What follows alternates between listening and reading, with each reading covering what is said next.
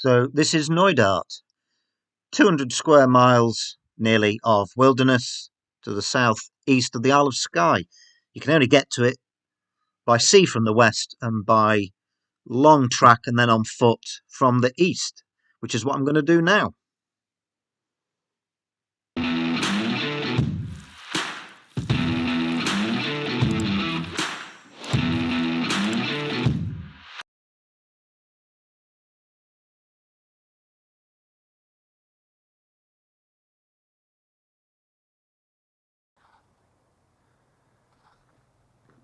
Right, well,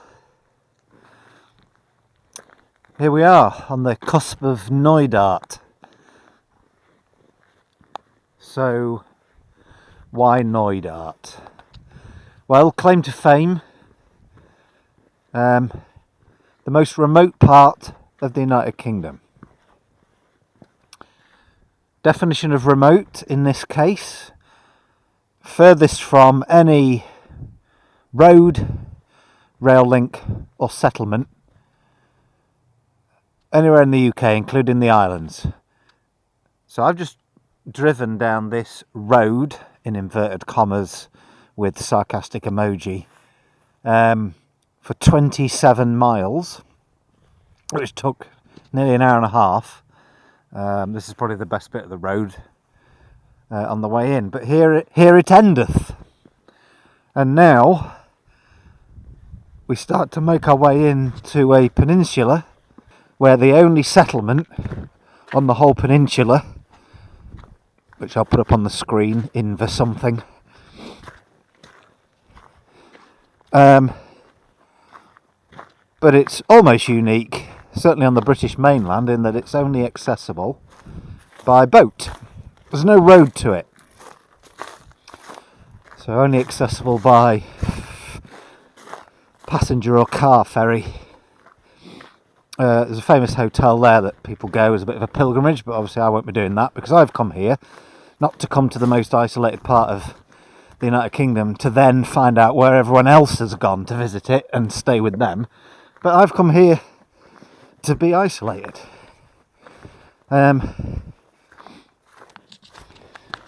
Almost no planning. I do have the relevant ordnance survey map, but I don't walk onto the extremities of the page of that map for another 2 hours. So I don't have a map for the bit I'm on now. But I know that I just follow this little indent of sea loch until there's an island in the middle of it, and then I can get my map out. Beyond that, I haven't done any planning. I've known about Knoydart even, for probably 30 years. Always wanted to come here just to feel the remoteness and the isolation. But I haven't decided where I'm going to camp. I've got my world on my back, enough food for 4 days, 4 nights. I've left a note in the car saying what I'm doing. I've got my sat phone because there's no phone signal on the majority of this peninsula. So at least I can get messages back to home, and home can track me. But other than that, I'm literally don't know where I'm going. I won't know till I get there. Not done any research because I want to be an explorer, not a tourist. So I deliberately don't want to know what's around the next corner. What I do know is I can expect lots of mountains with snow top on the tops. There's a bit of snow in the forecast over the next few days. It's a few flurries on the drive here, which took me 9.5 hours to get here on the road.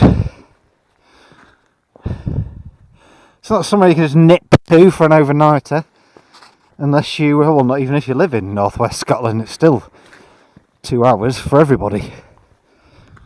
But I'm really excited about this, and it's already Starting to look pretty beautiful.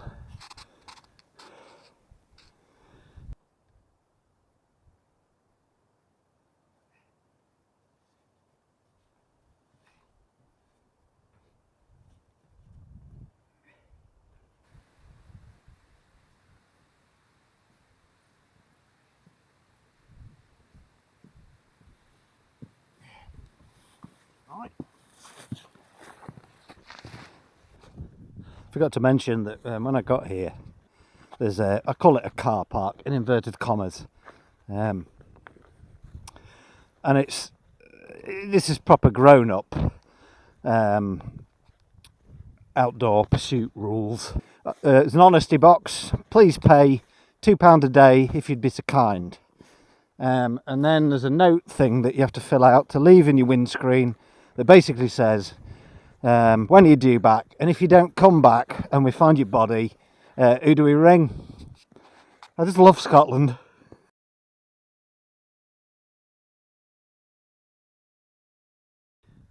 So, good rule of thumb in this kind of terrain is start looking for your campsite really early. So I'm already on the lookout for flat areas, and my motivation has just skyrocketed having seen that the path goes up that mountain. But it's very rocky and steep around here, so I'm just going to start honing in on potential flat spots, because now I've got this 3-man tent. I can't just camp in any little divot like I used to be able to do in my one manor. I actually do need a decent sized flat bit. Right, up the hill then.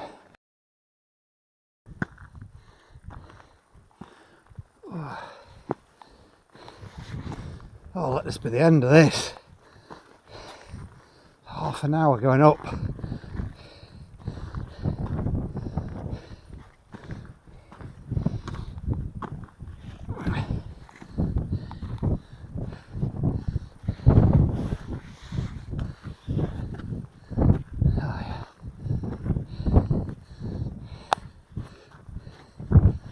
Oh, and there's my island.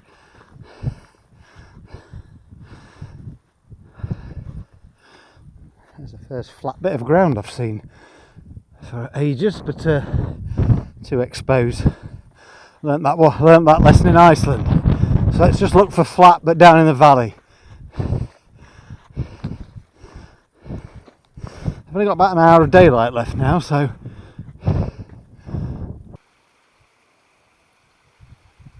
the light's just beginning to fade a bit.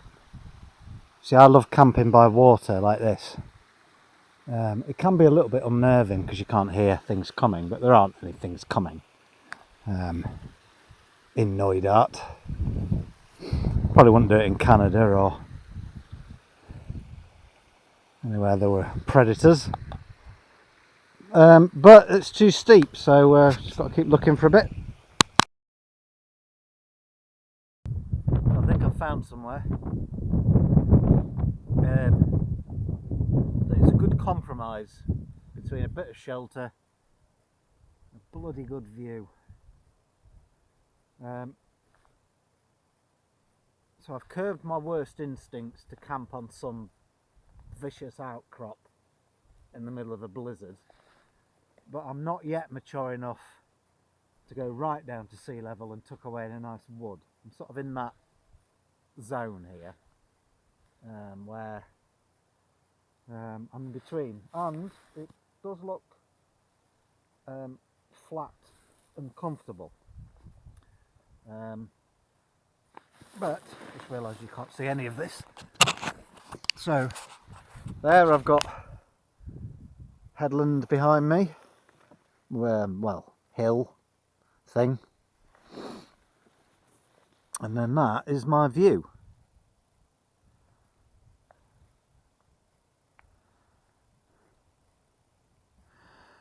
Which taketh a bit of beating, I'd say. That is lovely. The minute I've stopped exerting, I'm cold. It is cold. I think it's freezing tonight. So, By no means the worst I've suffered on these silly outings, but no matter how many times you do it, it's still cold to be fridge temperature. So what I might do, and there's my flat bit, look. So I'm going to, I think, test it out, set up. Can't check the weather for the wind, but when I looked, it never got bad, stormy, bad, or close. And this isn't Iceland, so the weather should be a little bit more predictable, and as the weather app says it is. And then I can see what it's like in the morning, and I can see the path. It goes up over another set of headlands. But it's just another example of what you find if you don't plan, because when I glanced at the map, it looked to me like the path just went all the way along the shoreline, but it doesn't. It's about 50 metres back from the shoreline and goes up dale, down dale over these ridges, which I've no problem doing without carrying a bag of bricks on my back. So I might well leave the tent here because it's very beautiful. And the name of that sea loch I'll put on the screen. But basically the peninsula is sort of pincered by two sea lochs. This is the northern one, loch, as it is on the screen. And then to the south is loch something else, which I'll put on the screen. As you can see, I've really made an effort to research this for your benefit. Right, let's just try putting my tent up.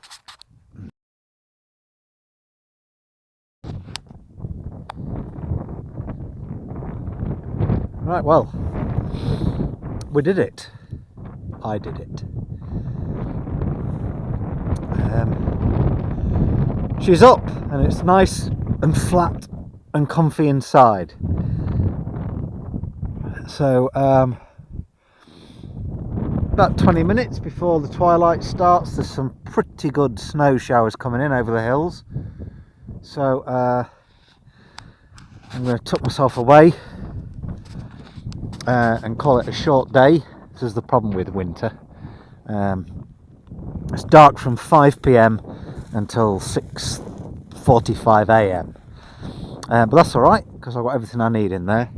Little home from home.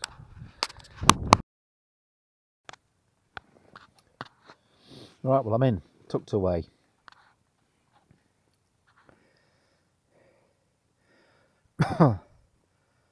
I'm really warm.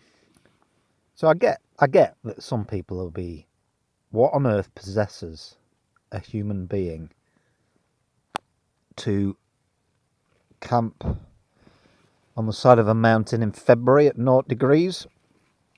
Well, presumably most people that would say that really love the feeling of getting wrapped up in their quilt in bed and being warm, while I'm absolutely toasty. I'm having to hang out of my sleeping bag. I've got thermals on, and this sleeping bag's awesome. You'd probably agree that it's actually nicer being wrapped up in the warm when it's a little bit cold in the bedroom. It's not very nice when it's really hot in the bedroom, because you feel the benefit. So the colder it is, the more I enjoy being warm and having a cold nose. And as for the solitude, I just love being able to call the shots. Eat when I want, go where I want, when I want, go to bed when I want. It's really sort of low maintenance existence. Don't want to do it forever, but it's really nice. I read. I stick my head torch on and read. I mean, it's about 5:30 now. The camera will be compensating, but it's nearly dark outside. I've just had some tea. I've got a nice cup of tea in my thermal mug. Happy as Larry. Why wouldn't you enjoy it?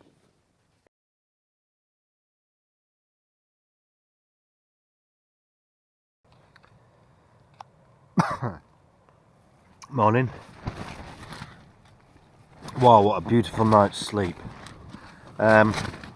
It rained. It rained and it rained and it rained and it rained last night, but mercifully it stopped. In fact, it rained so much that if I opened the tent and Noah's Ark floated past, it wouldn't surprise me.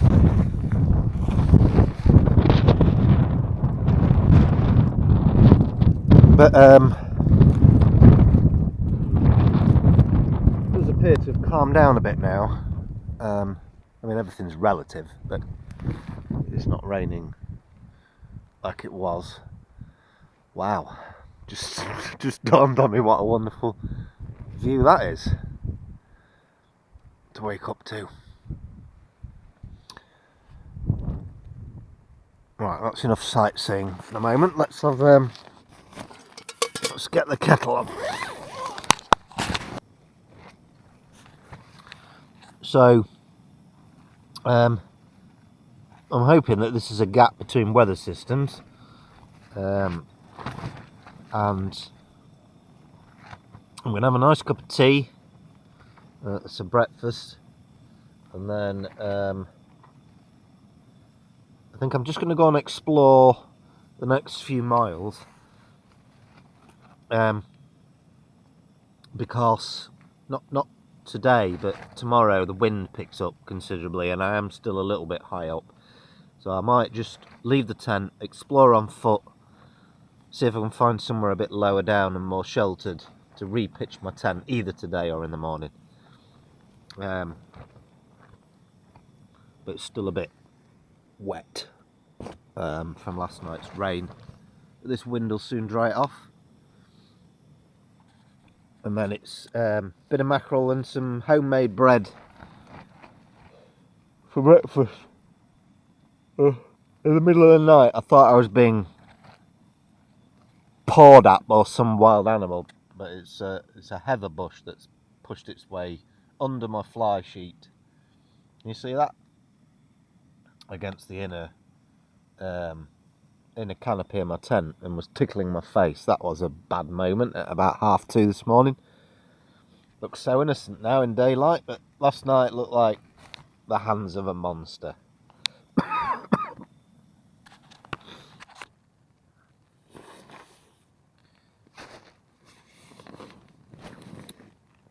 Well, I've just looked at the weather forecast and it's raining, but the main issue is the wind picks up over 40 miles an hour. So I'm too high. In fact, there's just been a gust of wind now that virtually flattened my tent, and then it sprang back up again when the gust had finished. So I'm going to get into one of the valleys, right into one of the valleys, and try and get in amongst some tree cover. The wind's not going to be strong enough to bring trees down. Touch wood. No, that's probably not the right wish, is it? Touch wood. No, I don't want to touch wood, or it to touch me. What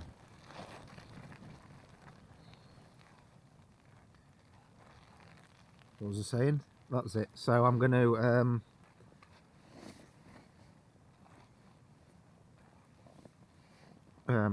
pack up in the wet, and I have to say that requires quite a lot of mental fortitude, because it started raining again and it's cold. So the only time that I am challenged on these trips is this next bit, getting up bit, packing away and getting on bit. But then there's this wonderful moment about 5 minutes after you've done it where you warm through and you're just alright again. So I'm just going to finish my tea and then take the plunge.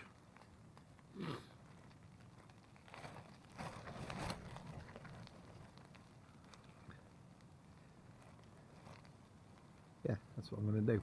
Bye. Right, so there's a bit of an art to this packing away in the rain, and the idea is you literally don't go outside and start packing down the tent until everything is put away. So because I'm about to put a wet tent inside my main compartment, everything I'm going to sleep in tonight, sleeping bag, roll mat, needs to stay dry. So you have a separate dry bag for those, so that the wet tent isn't soaking against the stuff you're going to sleep in tonight. And you pack everything else away inside the tent so that you're then ready to break out into the rain, put down the tent and just pack it away. Saves flailing around getting wet. And then this Bergen's got a waterproof cover, which actually I'll get that out now and put it on before I start. So ready to go, here it goes. It's absolutely peeing it down outside.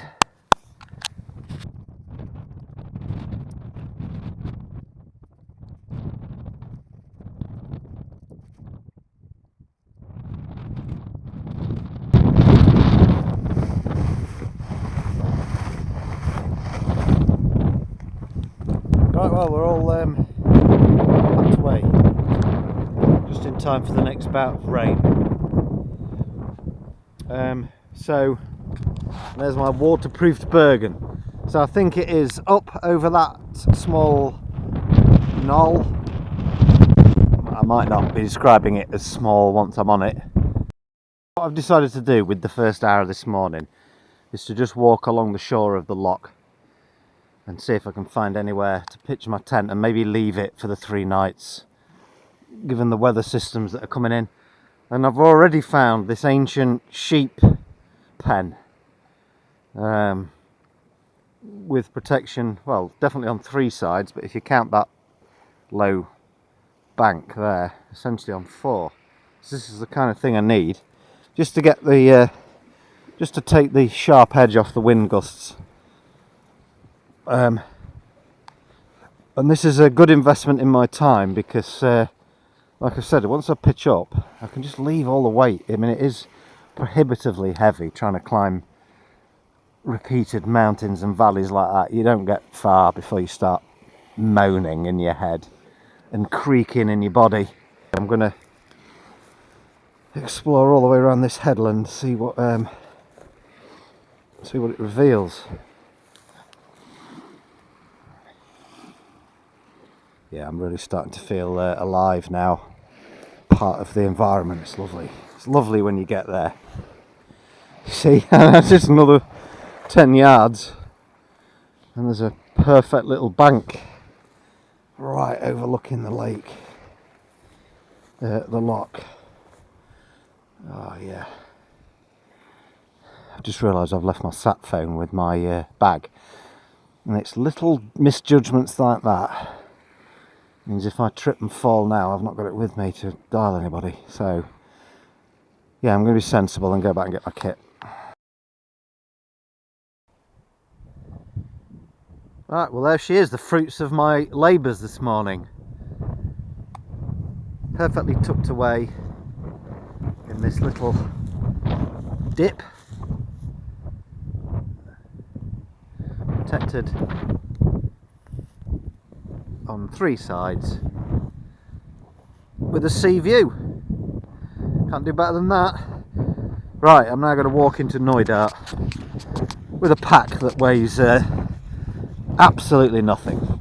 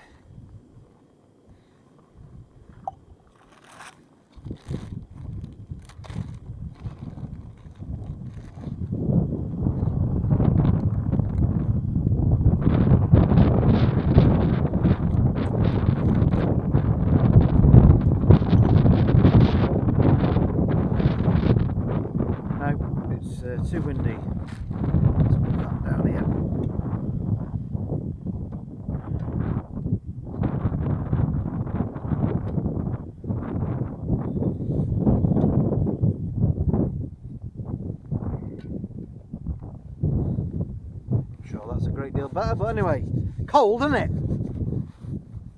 As soon as you stop, hypothermia. What have we got for lunch then, Ed? Tuna salad with rice. No idea what I was thinking when I bought that.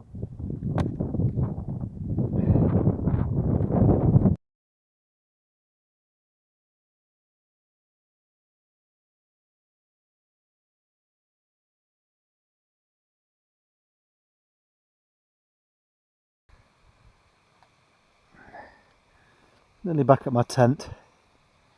It's about 4:30. A few little glimmers of clear sky.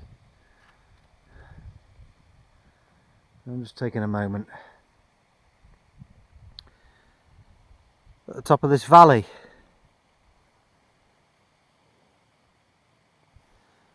There's always a danger that when you trek through places like this, that you don't just stop often enough and just absorb the majesty of your surroundings, because that is the word. This is really quite something. I don't think I've eaten enough today. I'm really much more tired than I should be. I've only done, oh no, I suppose I've done 6 hours. 5.5 hours. It's quite difficult terrain. It's this rocky, uneven surface, so that takes it out of you.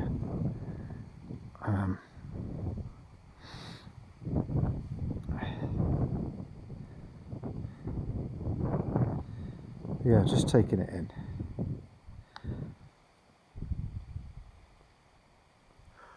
I love this. You get up in a tent and you go back to a tent. I mean, it's lovely walking the hills when you go on a day hike and go back and have a meal in a pub and go back to a warm house. That's got its place, but there's something really raw about living out here and knowing that your tent is your home tonight. It's a real sign of middle age that you use a sentence like, "That's my favourite kind of tree." But it is the Scots pine. Big up for the Scots pine, which is that lovely racing green one with the grey trunks. These are, well, a mature tree is at least 100 years old, but up here, with such poor soil, low nutrients, cold weather, driving wind, I wouldn't be surprised if they were 150, 200 years old, those individual specimens. I know they live longer than that, so maybe they are older than that. Can't ask them, but that's what I'd like to imagine. And while we're getting excited about trees, which I think we are, there's a dead Scots pine, which has an eeriness to it.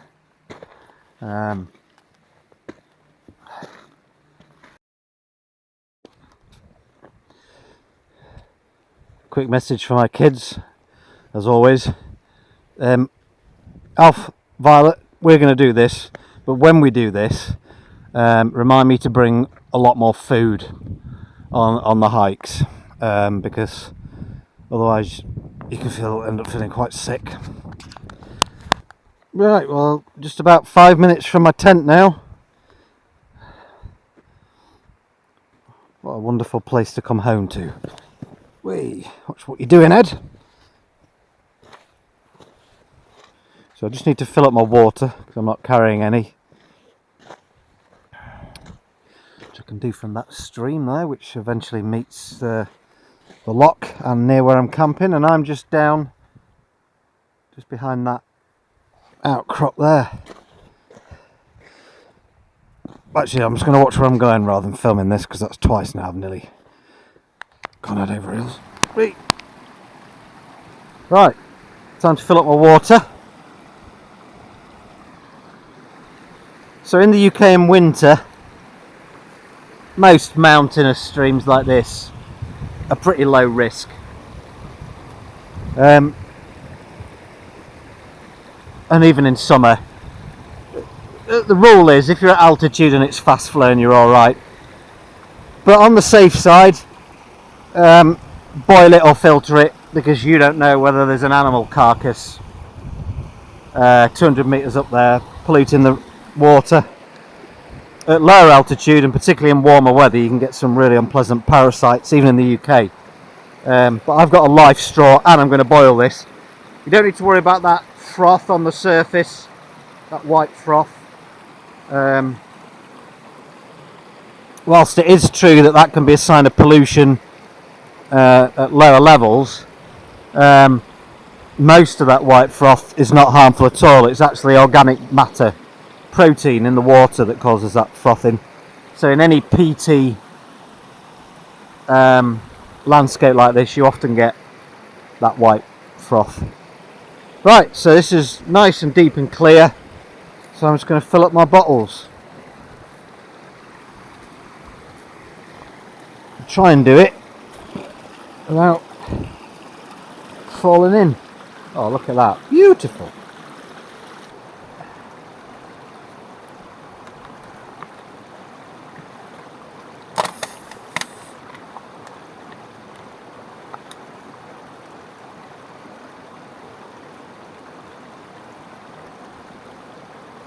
That's cold. Oh, what a welcome sight. Home again. Home again. Right. Hot drink. Got some hot dogs to eat, and I'm starving, so that's mission number 1.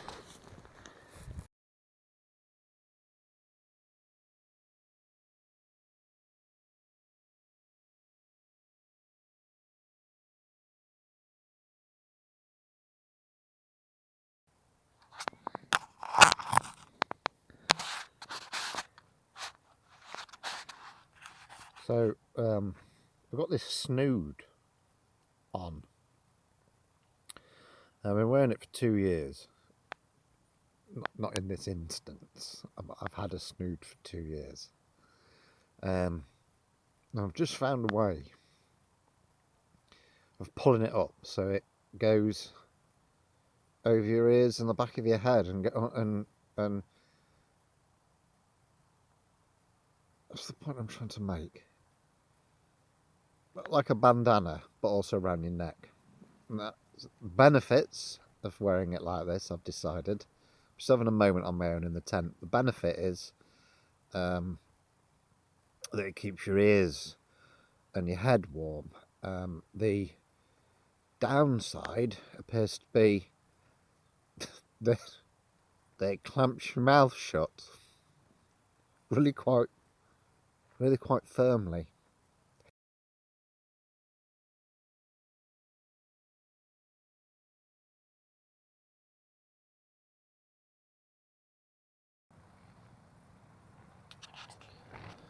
Morning. It's day 3.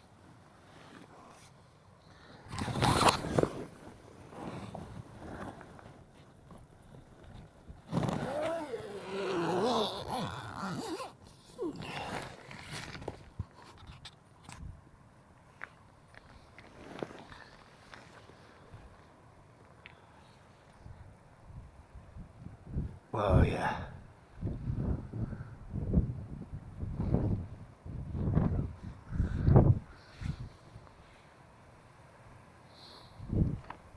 All right weather, and it's mild. Well, yeah, all things are relative again, but it's not freezing. There you go, there's a better way of saying it. It's not freezing, which is good because I've had a bit of a calamity in the night. My sleep mat, my inflatable sleep mat, has failed. given that I spent an hour trying to reinflate it, check it, work out where the leak was, and was unsuccessful, I'm certain it failed. Now, normally that would be a showstopper. On frozen ground, freezing ground, hard ground, there's just no way you can sleep straight on the ground sheet. But so soft is this grass moss that I've pitched on that it wasn't as unbearable as it could be. At 3 o'clock this morning I was ready to pack up and leave, well, at first light. I'm now just going to think about that. I have no desire to bail out of such a beautiful place unless I have to, so I'm going to have a cup of tea, wake up and see how I feel about another night without a mattress. Basically it's like sleeping on the floor. We'll see. Right, breakfast.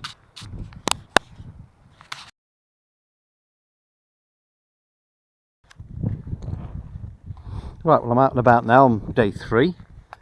I've just done about 7 miles. I've had to go over yesterday's footsteps because the loch that I'm on, there's only one path in and out. But I'm now beyond where I've been previously. The light conditions today are fascinating. There's a mixture of sort of open sky and this wonderful sort of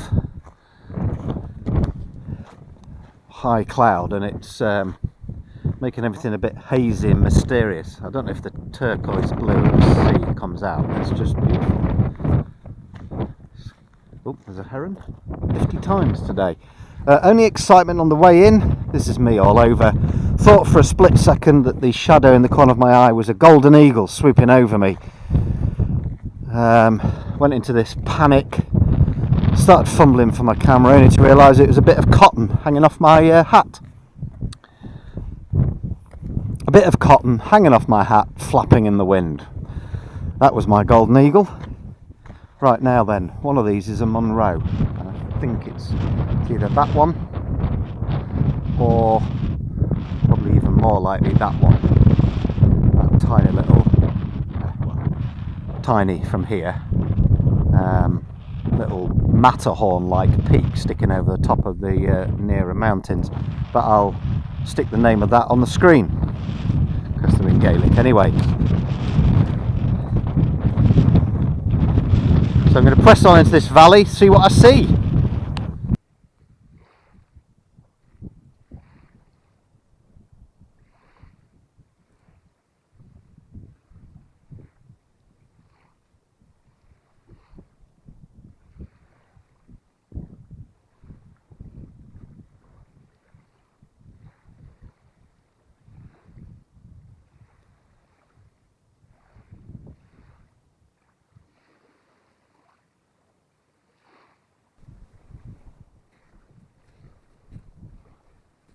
Look at these. Not sure I've ever seen anything like that before. Bright purple shells, like a bivalve of some sort. Any ideas what that is? Nope. I have a certain relative who lives for collecting things like this. I'll pocket a few for her.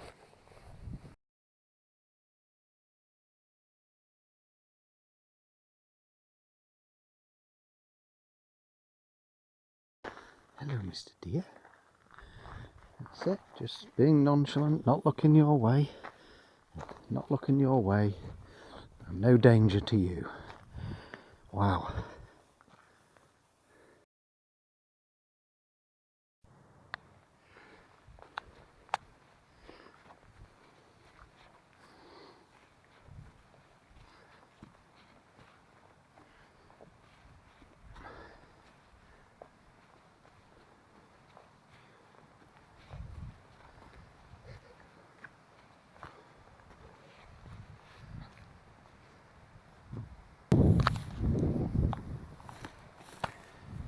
Right,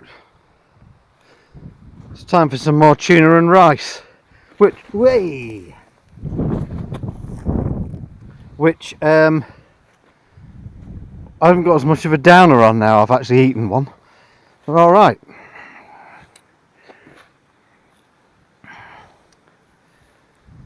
So I've walked for about 3 hours.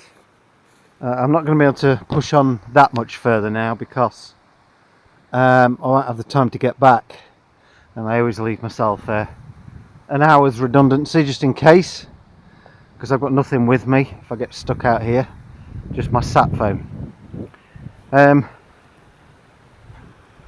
This looks like a nice place for lunch.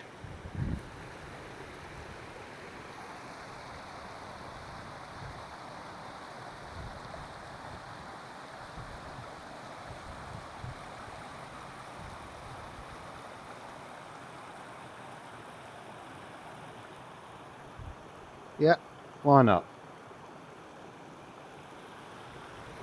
And sit here and dangle my legs over the edge. It just rained really violently for about 15 seconds and then it just stopped.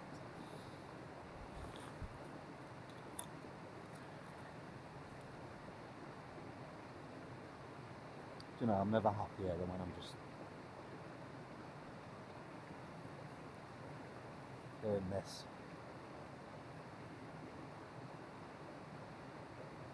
Mountains, forests, streams, and eagles from a distance. And tuna salad. I'm sorry to keep going on about it, but it's really alright. Sure out the peas, but not at all.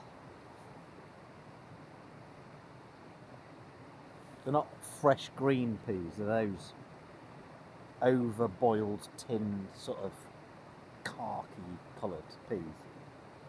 But apart from that, alright.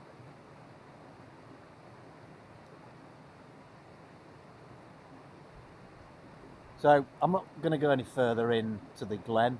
This is a glen. I'll just keep walking, I'll just see more glen, but get further and further away from home. Home being my tent, which is in the same place as it was last night, but without a sleep mat tonight. But then I didn't have one last night and it was alright. So I'm going to finish this and then head back the 3 hours home. Sounds a long way actually because I'm pretty tired. I walked a long way yesterday and the day before that, so my knees are creaking a bit, but this really isn't the kind of place you should be moaning in.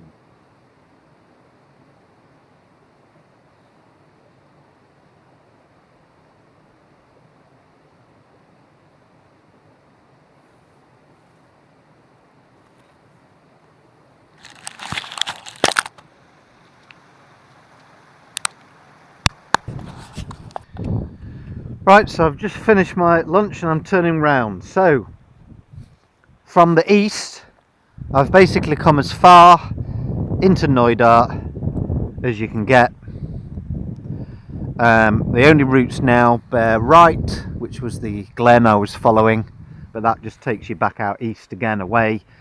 Or, to gain access to the next bit of Knoydart, you climb that ridge line and head off over some of those peaks to come down in the valley on the other side.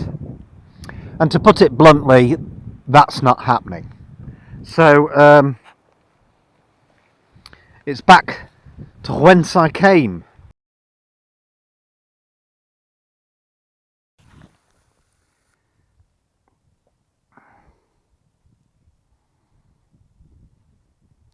Finally, the last afternoon of my visit, the sun comes out.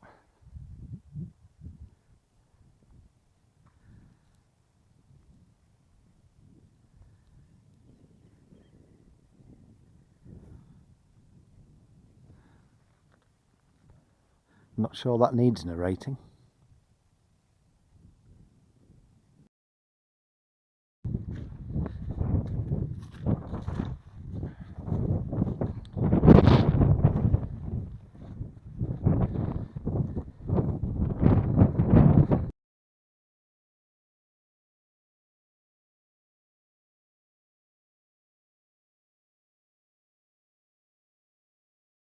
Oh, that was such a good sleep.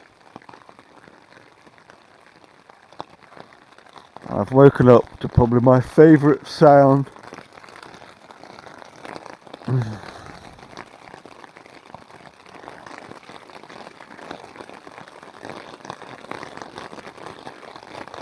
The amazing sound of being warm, toasty and safe inside a tent while the rain smashes down on the outside.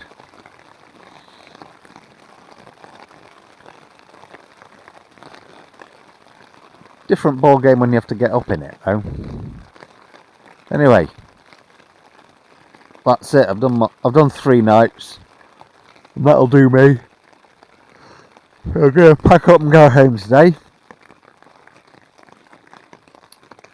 But I hope you've enjoyed sharing the wonders of Knoydart with me. And until the next one, see you again.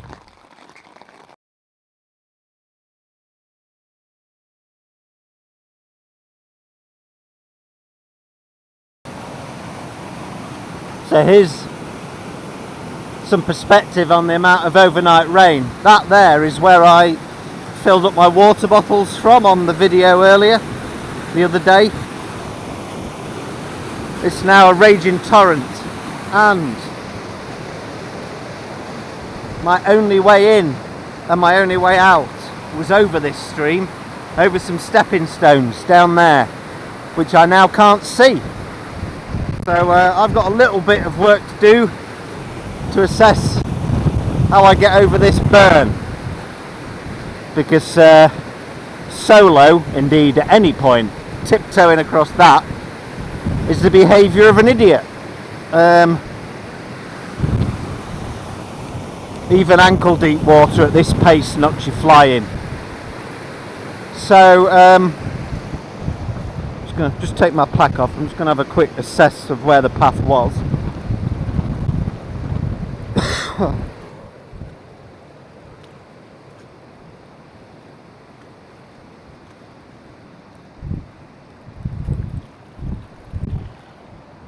This path's now a stream in its own right.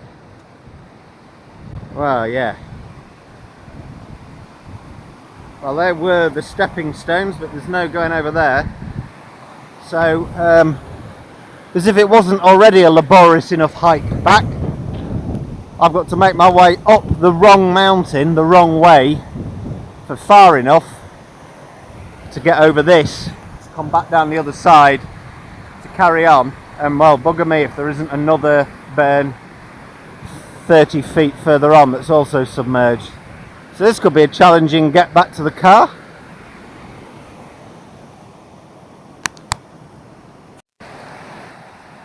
Right, well, I've been assessing for about half an hour. There's no way over this stream. The further up you get, the more of a canyon it gets, and you can probably see it raging off the mountain. The rain's eased, but it'll be another couple of hours before that reflects itself in the water levels dropping.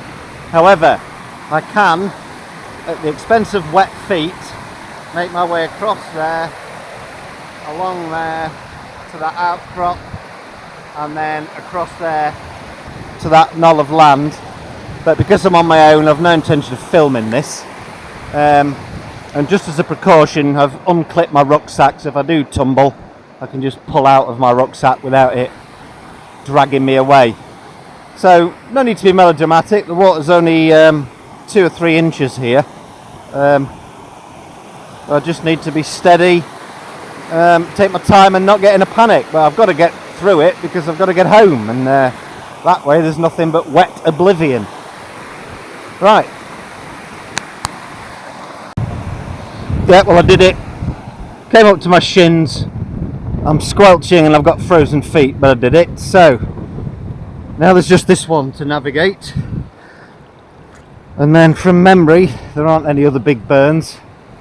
Or I think there might be one, but it's got a footbridge. So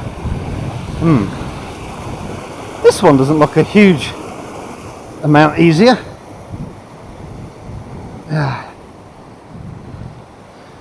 The key in freezing water like that, not that I'm like an expert river crosser, but I've done a couple, is not to panic once you get cold.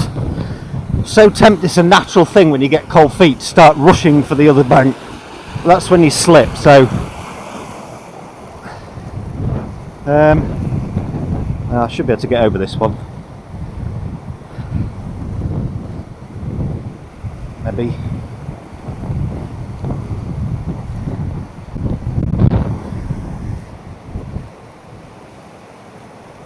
Yeah, this one's a lot better in relative terms.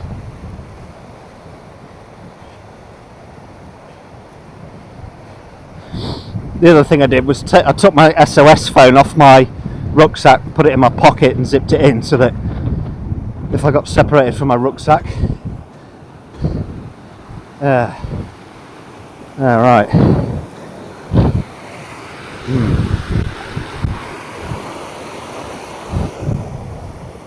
Oh, Jesus Christ.